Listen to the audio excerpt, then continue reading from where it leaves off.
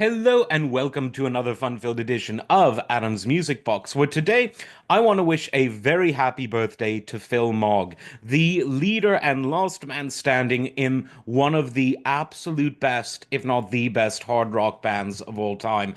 And this is UFO, a band that had it all.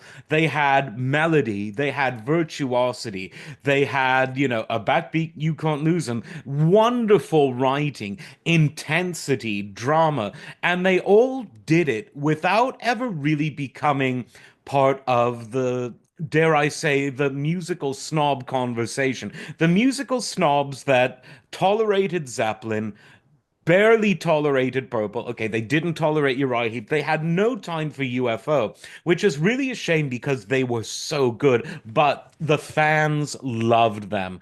The fans consistently bought their albums, bought the tickets to their show around the world. And they're definitely too mainstream to be a cult band.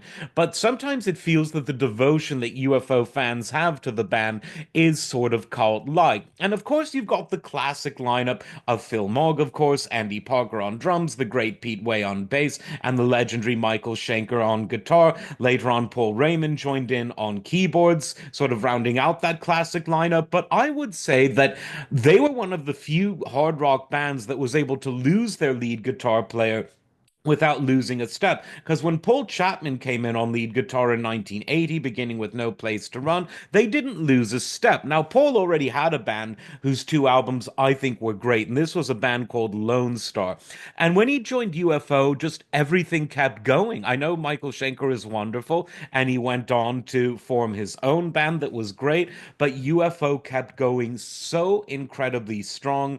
Albums like The Wild, The Willing, and The Innocent from '82, and Mechanics from later on in 1982, as well. I think I said the first was '81. Anyway, early '80s. Let's just say early '80s and be done with it. Wonderful, wonderful albums. And as the band continued to splinter into different lineups, and as more and more original members left, the band was still great, sort of anchored by Phil Mogg. And that, again, it's unique. A non-guitar playing lead singer, but he keeps the songwriting and performance ethos of the band really, really brilliant. And a lot of people, by the time you get to Misdemeanor from 1985, a lot of people think, oh, this album is too 80s. It works. Yes, they went for the 80s production for the first time in UFO's history, but it works so well.